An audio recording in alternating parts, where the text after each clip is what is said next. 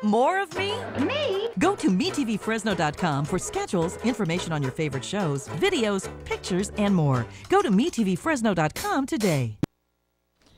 Hi, I'm John Malice, and welcome to this special edition of Connect with Me on the showroom floor at Ventura TV on this Veterans Day. Happy Veterans Day, everybody. We have two veterans in our studio today that will be taking part in the Downtown Veterans Day Parade.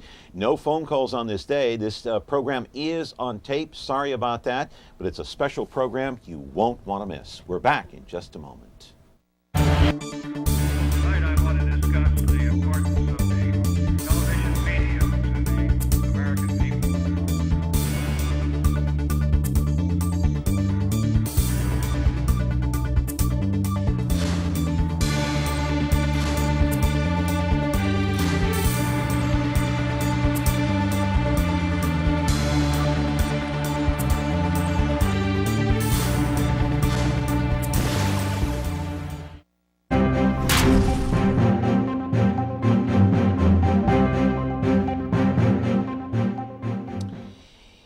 This is a special program on Connect with Me on this Veterans Day. We wish you the happiest of Veterans Day, no matter what you're doing, where you're at, if you're having a barbecue, going to the parade, or just enjoying yourself with family and friends, and maybe some of those family members reminiscing a little bit about World War II, maybe the Korean War, Vietnam, whatever the case may be, even Iraq and Afghanistan, all the wars combined. Veterans Day, we honor those people who put their lives on the line. And today I have a couple of World War II vets in the house, in the studio this morning.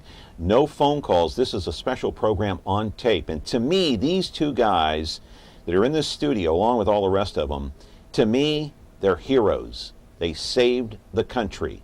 There is no question about it. My father was a World War II vet. God rest his soul. He passed on about 3 years ago. He was a sergeant in the Army, and I look up to him as I do these two gentlemen that are sitting next to me, and I will introduce them in just a moment. In the meantime, I want to talk about a special program called Honor Flight, because about a week and a half ago, 69 of those World War II veterans got a chance to fly back to the nation's capital to look at and view for the first time the World War II Memorial. Let's go to the videotape courtesy of our friends at KMPH Fox 26. These are our Valley veterans on hand on a rainy day to watch and look at the World War II Memorial that was built a few years ago. It was a long time in coming. Just an outstanding day for these veterans, very emotional, as you can imagine. More than 16 million Americans served during the war.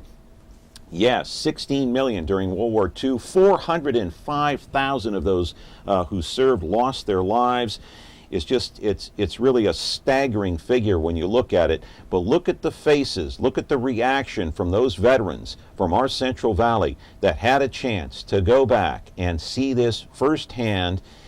Just a beautiful sight. It's very emotional for us sitting here just watching it. The war lasted 6 years, by the way, 1939 to 1945. Live in our studio right now is Earl Watson. He is a World War II veteran, has a lot of stories. In fact, he's a former bodyguard for Elvis. That's right, believe it or not. And our guy, Rudy Giononi, who served in World War II and was a prisoner of war. We're going to talk to them about Honor Flight, what it was like to actually go back to Washington, D.C. and see it firsthand. They also met our congressman back there, of course, Jim Costa, and all the rest that are back there. No phone calls on this day. It's Veterans Day, a special program on tape. Many of you are out at the Veterans Day Parade, as are our two veterans today. That's why it's on tape. We hope you can watch the program, a special program on Connect with Me on MeTV Fresno. After practicing law, Raymond Berg fought crime. You have the right to an attorney. As a hard-boiled detective on wheels. Ain't it the truth? His name is Ironside. Perhaps you wouldn't mind saying it again. His name is Ironside. All right, now you've said it. Now on MeTV Fresno, Xfinity 187. Back here on a special day here on Connect with Me, and if you're out and about, of course, in town, and you run into one of these veterans, whether it's World War II, it could be any of the wars. You name it, you pick it. Reach out, shake their hand, and say thank you for not only saving but serving your country. Earl Watson, good to see you. Thank you for being here. Rudy, good to see you again. How you doing? Thank you, John. I'm doing fine. Thank you. So, honor flight. Was it an honor to be there? Oh, it certainly was. It was the greatest honor I could have had all my life. First time back there? No, it wasn't really. Second? Second time back there. But it wasn't. This was completely different being with all the World War II veterans. So was it more special this time? It was very much more special this time. Yeah. Earl, how about you? First time, second time? It was awesome. The first time. I've never been back to Washington, D.C. before. Yeah. And I was so impressed. God, it felt like that we were coming home from the war 65 years ago. When we come back from the war, nobody was in New York there to greet us because they had the greetings and the parties earlier. So when I came through after 3 years, being under fire for 3 years, when I came to New York, nobody was there. So God gave us this greeting. It was 65 awesome. years later. It's a tearjerker. Yeah, it really is. Yeah, it really it's is. a miracle. Before we go to the Rich Rodriguez piece, he was back there, our friend at KMPH. I want to read something to you that might infuriate you. Let's put the graphic up on the screen. A guy named Kevin Blackstone of the Dallas Morning News appears on ESPN occasionally. He said this about the Star-Spangled Banner. He said that the Star-Spangled Banner is nothing more than a war anthem and that it should not be played prior to any professional football games or any football games. What's your reaction when you hear something like this? My reaction is I don't think he should have said that at all because the song is ours to play whenever we want it to be played, regardless if it's a football game or a parade or anything. That is our song. Mm-hmm. That's our music, and I love it. Mm-hmm. What about you, Earl? How do you feel about it? Is this guy make any sense, or is he just kind of a whack job? People like this do this for publicity. They do it for publicity. The more publicity they get on it, the more money they make. All of these people that you see on television come up with stupid things like that. They all wind up making money down the line. But as two people who served your country and put your lives on the line, right. Is it infuriating to hear this about our Star-Spangled Banner? He's disgraceful. It certainly is. Disgraceful. It's very disgraceful. Right. He should never have come out with anything like that. That's However, right. there are some who might say, you know what? Under our Constitution, he's got freedom of speech, just like I do, just like you do. And so what do you say to that? How do you respond to that? Just he may have the freedom of speech, but you can stop that freedom of speech to a certain point, and he doesn't have to say anything against this country. We have the greatest country on earth, and if he doesn't like it, get out of it. That's right. Is it insulting? It is very insulting. And I don't want to call him a kook or something because I don't know him, but I don't understand where he's coming from. Yeah. And like I said, most of them make money making stupid remarks and everything. All right, It's let's move on. disgraceful. Let's talk about the great thing, and that is honor flight. Right. I'm so happy that you guys went back there. And you know our buddy Rich Rodriguez over at Channel 26. That's They're right, our friends yes, over here. right. And Rich sent this report in from Washington, D.C. It was fantastic. For the viewers of Connect With Me that didn't get a chance to see it, I want to roll that videotape from Washington, D.C. Rich Rodriguez reporting on these guys touring the World War II Memorial thanks to honor flight. On a rainy Wednesday morning in Washington, D.C., 69 World War II veterans from the Valley were all wide-eyed as they entered the memorial. A few had been here before, but for the majority of the veterans, it was their first encounter. It means everything because I've never seen anything like it, and I just can't believe it, the marble and everything they've put in here. That better? Former Marine Elmer Wright wanted to read more about the gold stars. Each star represents 100 American servicemen and women who died or are missing in World War II, a number that totals more than 405,000. It means quite a bit to me. I was a Pearl Harbor survivor too in 1941. Some World War II veterans took the time to read the etchings on the wall. It was poignant and sometimes very personal. For one vet, The memorial helped jog his memory from more than 60 years ago. It was just something that I was happy to do. I was here in D.C. going through it only on my way going overseas back in '45. And of course, I remember very little about it. Veterans marveled over the water features and the tributes to each state. One veteran told me it didn't hold a candle to what he had seen in magazines. Makes me real proud. And I hope live long enough to come back and see it again. Following their 90 minutes at the World War II Memorial, it was off to the Library of Congress, where Congressman Nunes, Valadeo, and Costa honored the veterans with the luncheon. There were many speeches, but the message never gets old. And that's what we're honoring here today, is your service to our country. It's a day these 69 World War II veterans won't soon forget. First, seeing the memorial, and then dining with 3 Valley congressmen at the Library of Congress. In Washington, D.C., Rich Rodriguez, KMPH News. Thanks to those folks over there at that station for providing us with that video, and we were able to use that report. Rudy, again, a fantastic trip. An honor flight, obviously, it's private donations that people donate money, and then they fly the World War II veterans back to Washington, D.C. free of charge to tour this facility. And there are a lot of veterans here in the Valley that haven't seen it, right? Right. And they're all signing. Since we come back and talk about it, there's more people signing up for the next trip. Yeah. They had 50 on there, and now I know they're getting close to 100. How emotional did you get, Rudy? Oh, I was emotional the whole trip. Yeah. You were? The whole trip. Yeah. Yeah. Oh, I had tears in my eyes the whole time I was over there. Earl, you I had served. tears running down my cheeks, my nose. It was awesome.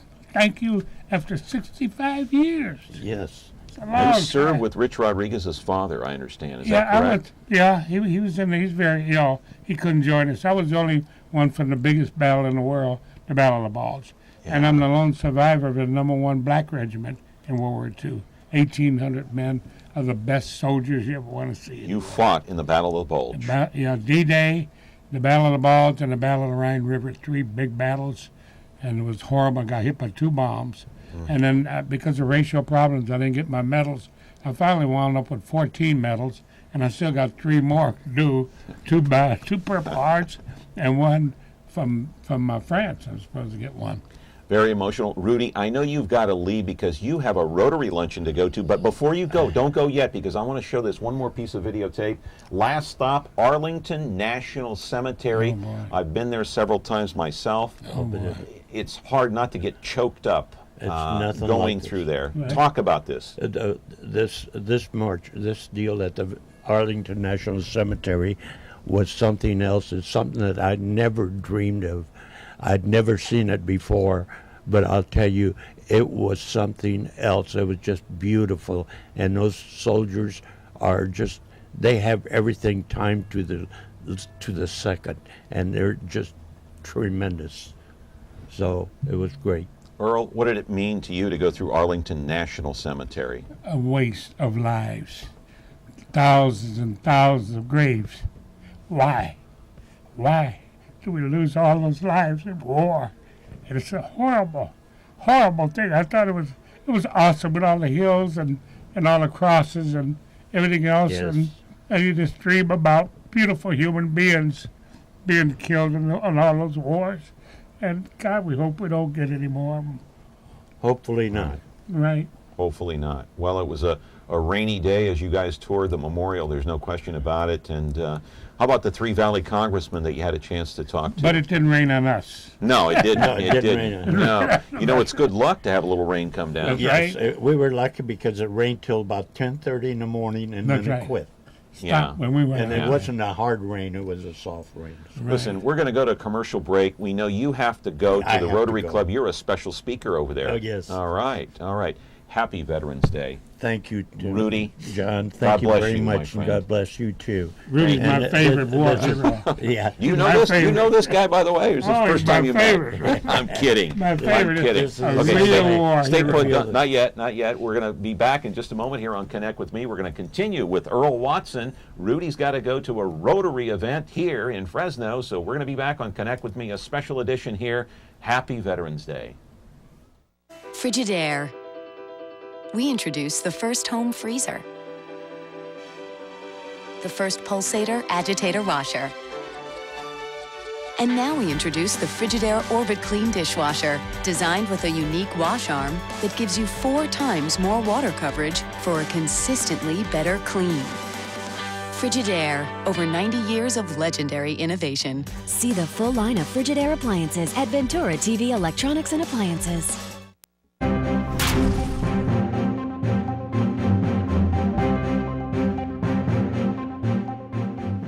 You know, I got to tell you, I cried like a baby when my 2 kids were born, Alexander and Angela. But I'll tell you what, it's hard not to get emotional today, talking about Veterans Day and all those who served before us. And not only that, all of those people that gave their lives, that died for the sake of this country, to try to save this country. Earl Watson is back here with us now. Rudy Giononi had to leave. He had to go to a Rotary event. And I want to take you back to Washington. Actually, I want to take you right here at Fresno at the airport, returning home from Washington, D.C. Right. And you had like a hero's welcome. Here's the plane coming in. It's a private plane, and you deserve a hero's welcome. There's no question about it, Earl. Describe, look up on the monitor there. There you guys are coming in. What did this feel like? Boy, I'm telling you, it feels like you were coming home actually from the war. Really? 65 years ago, the war, and you're finally coming home, and you're being honored that we didn't get years ago. Being honored like this, and it was a tremendous feeling. Mm-hmm. And water just runs out of your eyes and your nose, and you're so happy. And I spotted my wife in the audience. She was in a wheelchair. She's 91 years old, and she jumped out of the wheelchair and jumped into my wheelchair. Oh, boy. And she's happy to see me, and it felt like I was just coming home, and it was a thank you. And now we don't need any more thank yous. We've had the final thank you from World War II. And World War II was a horrible experience for me, being under fire for almost 3 years. Shooting, the enemy shooting at me for 3 years, and they only hit me twice with 2 bombs. A bomb in England, the buzz bomb, and then they hit me with the... Where'd you get hurt? in surrounded by the Germans in the Battle of the Bulge. I got hit by a big bomb. Tell me, I've read about the Battle of the Bulge. Yeah. What was it like to actually be there? I don't know that I've met anyone who's actually fought in the battle. The Battle of the Bulge is the biggest battle in the history of the world that we've ever had. It's a battle where we lost 20,000 soldiers in 6 weeks. What was the experience like? Can you describe it for us? It was 20 below zero. It's freezing. We had 87,000 casualties in 6 weeks. It was freezing. Being surrounded by the Germans, you couldn't get supplies. You were hungry. You couldn't get proper clothing, and it was so cold. And it was just a miracle. I mean, you felt like every day you're going to die. You weren't going to live. And I got hit by a big bomb. I saw a great big star. And then when I woke up, I was in the hospital, and I was in a coma for 4 days. And the soldier next to me in the bed said, they keep coming over every day to see if you're still alive. They said you couldn't make it. And one of the soldiers that worked for me carried me on his shoulders to the hospital. And he stayed with me for 24 hours and went back and told the regiment that I had been killed because they told him I wasn't going to make it. So after about 9 days, I started walking. And 10 days, being young, I felt strong again. And then they wanted to put me in a different regiment, but I wanted to be in my own regiment. Those soldiers were awful soldiers. They were intelligent, bright, and we couldn't get any promotions, yet some of them were geniuses. One of them was the smartest man I ever met in my life. Are you amazed that you survived the battle? I'm amazed. Yeah, I really am. I can't believe. And then after 11 days, at 2 o'clock in the morning, I climbed out the window to go back up to the front line on bum rides to go up there. Yeah. When I climbed out the window, I joined my regiment, and they said they thought I had died. They were happy to see me, and they said, you won the Purple Heart, which I've never received. I'm still fighting to get it. 65 days. Let's roll some generic footage of the World War II memorial that we have here in the studio in Washington, D.C. When you look back on it, you look at this memorial, beautiful shots here with the waterfall and this and that. When you look back on it, how did you survive the Battle of the Bulge? How did it happen that you survived? Well, it's a miracle because so many soldiers were killed, and dead bodies all over everywhere, and it was just a miracle. Every day you wake up, you look at your hands, you're still alive, and every time you look up around, you're still alive, and you figure you're not going to make it. How cold was it? You know, it was 22 below zero, and freezing. I lost my fingernails, and it was toenails. My feet turned real dark, and in bad shape, and the thing is that it's just a miracle that I made it and I'm alive, and do you have friends who fought with you in that battle that you still talk to today, or not? No, everybody in there, the 1,800 men, all died, and I'm the only one left. I'm the sole survivor of 1,800 of the #1 black regiment in World War II. And it's amazing when I got out of service. When I came home, I got a job working shining shoes with the millionaires at a country club in Hollywood. I shined shoes for 1 month, was never paid a nickel for 1 month for 12 hours a day. But I went back there to eat and ate up that money worth. And then I got a job working in the men's room, and Ronald Reagan and John Wayne came in there and complained at the hotel that a war hero was working in the men's room. They gave me a job as a doorman, and I was rated the #1 doorman in the world because I treated people so nice. Yeah. I was so pleasant and courteous. I introduced them to movie stars. I introduced the mayor of Hollywood to all the stars, and he honored me at his 84th birthday party in front of all the stars and all the generals and everything else. He honored me as his best friend for 62 years, Johnny Grant. Can you tell us a story quickly how you became the bodyguard for Elvis? Well, I treated people nice, and if you're from Tennessee, I'd say tell everybody from Tennessee to see me when they come to Hollywood. I look out for them and watch out for them, and never had any problems with bounce checks or anything. Treating people nice, and his manager, the colonel, he called me up and told me that he's managing the greatest entertainers ever, Elvis, and I thought he's kidding with me because he joked a lot. What year was this? This was around 1950. Okay. Around 1950. So you met Elvis. Yeah, I was his met best Elvis friend. Best friend. Best okay. friend. And then, I saved and then his life. I saved his life. All right. And how'd you do that? His first appearance at Shrine Auditorium. How'd you save his life? Well, a gang tried to kill him. That's a long story. Okay. Down at an amusement park in Long Beach, California. And then his second appearance, I had 97 policemen guarding him. Anyway, the Elvis story, I ought to come back and talk about that another time. Huh? He was fond of you. Oh, he was a beauty. I was his best friend. I was in between person between he and his manager. I was Colonel Parker. I was his best friend, Colonel Parker. And I was in between person between them.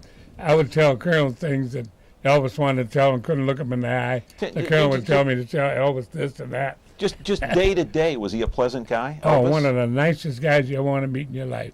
He and Marilyn Monroe are two of the most amazing people I ever met in my life. She was like that too. She was just a beautiful human being. Yeah. I talked to her and 4 Elvis, times a week. he served in the Army too. Huh? He served in the military too for a little while. Elvis? Oh yeah, Elvis was in there a little while. Yeah, he loved it. He enjoyed it. Yeah. Right. We got to take a break here, Earl. We're talking with Earl Watson, a World War II veteran, fought in the Battle of the Bulge. Today is Veterans Day. Happy Veterans Day to all of those who served, and thank you to all those who fought for our country and died. Back in just a moment. All right, from the beginning. This is the city, Los Angeles, California. My name's Friday. I carry a badge. Police officers. Now on Xfinity 187. Back here with Earl Watson. He's a World War II vet. He fought in the Battle of the Bulge. We've only got a couple of minutes left, and I want to say, if you want to join Honor Flight, if you're a World War II veteran and you want to get on Honor Flight, go back to D.C. free of charge to see the World War II Veterans Memorial, you can contact Al Perry at that's the Veterans application, 8374 North Chance Avenue in Fresno, 93720. That's Honor Flight right there, free of charge for those World War II veterans. Earl, I want to put some photos of you up on the screen. You were in Washington, D.C. just about a week and a half ago with 69 other veterans. There you are, right in the center of the photo. Oh, boy. boy. Isn't that a beautiful picture? Look at that. Right. That's a beauty Got on the right same there. thing I got on now. Yeah, that's a beauty. Yeah. Now, you wanted to talk quickly about the last two Veterans Day parades. Yes, a couple of years ago, they held the parade up for about 5 minutes, and they gave me a flag that flew in front of the White House. They gave me a proclamation. Look at that photo up there. I don't mean to interrupt, but look at that photo of you in D.C. Look at that group. That was awesome. Wow. That was awesome. Yeah. It wasn't raining. It looked like rain. Yeah. The rain stopped. It didn't rain on our parade. All right, your story continue. Right, and then... they gave you a flag from the White House. Yeah, and Congressman Costa gave me a proclamation that was read in front of Congress, and he's been working, trying to help me get my Purple Heart, working very hard on it. Everybody has. And anyway, they held the parade up, and then I was in the front of the parade. And the second parade, I was number 2 in the parade. Last year, I was number 2. Bill Dietzel put me as number 2. Poor Bill. He was number 1. Yeah. Bill said I was his best friend. Yeah. Bill put on the parade all these years, and he put me on the front cover of the Veteran magazine. Yeah. The one I just gave you. Yeah. My stories in that That's another magazine. photo from D.C., by the way. Oh, man, look at that. Yeah, look at Boy, that. those war heroes. Good-looking guys. Al did an awesome job. Yeah. He did an awesome job. Hey, there's Earl right there. Right. Yeah, that's right here.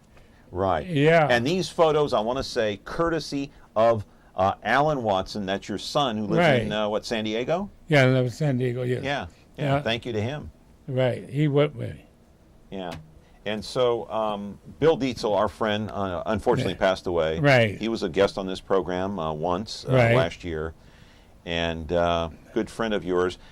What would you like to say to all those veterans who have not been on honor flight yet and they need to go to D.C.? Well, I know that a lot of veterans are a little stubborn and everything. They don't like changes. They don't like to do things. But if they miss this trip, this is one of the best trips that they could possibly take. I'm telling you, it's an awesome trip, and they'll never forget it the rest of their life. It's the last thank you for being in a war to make that trip. And I'm trying to encourage all the veterans I can to make this trip. And they just put the red carpet out for you, and you can't spend 1 nickel, not 5 cents. Everything is free, breakfast, lunch, and dinner. They give you a suite in the hotel, everything. Beautiful. We're out of time. Right. Listen, you were close and met two very nice people that I kind of looked up to as a kid. Elvis I and Muhammad Ali. Right. Muhammad Ali yeah. was a beautiful... yeah, go ahead. Muhammad Ali was a beautiful human being. He let me introduce him to a lot of different people. Right. He came over to the world's greatest football players restaurant just to meet me. All right. God bless you. Yeah. You're a hero Thank you. to me and everyone else. Thank you, Earl Watson. Thank you. you. That's going to do it for us today. Happy Veterans Day. See you back here tomorrow.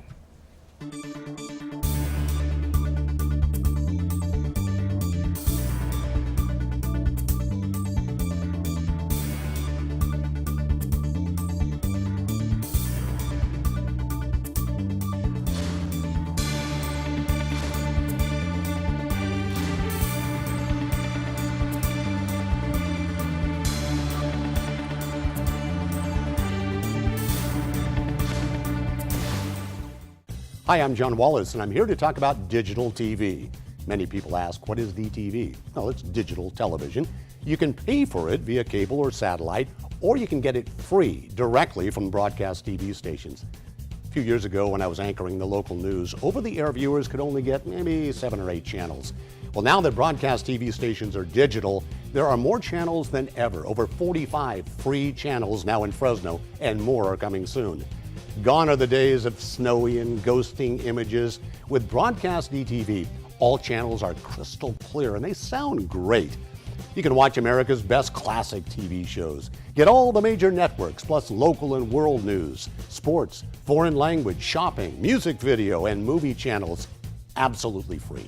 When it comes to high definition, broadcast HD channels look better than paid TV services because broadcast stations don't compress their signals like cable and satellite, so their HD programming has higher resolution, more detail, and crisper pictures. Best of all, there are no monthly charges, ever, because Broadcast DTV is a free service. How do you get the free Broadcast DTV? Well, it's simple. If you have a newer digital TV or an older TV with a digital converter box, all you need is an antenna. Plug the antenna into your TV or converter box and then scan for channels. You may have to rotate your antenna just slightly to get the most channels. For best results, I recommend using a new aesthetically pleasing outdoor antenna. Just set up the antenna, scan, and watch. Affordable antenna kits are available as low as $35 and can be found on our website. You concerned about installing a new antenna? We can recommend a professional installer who will come to your home and get you completely set up for a reasonable fee. It's that simple. Visit freetvfresno.com to learn more about free DTV.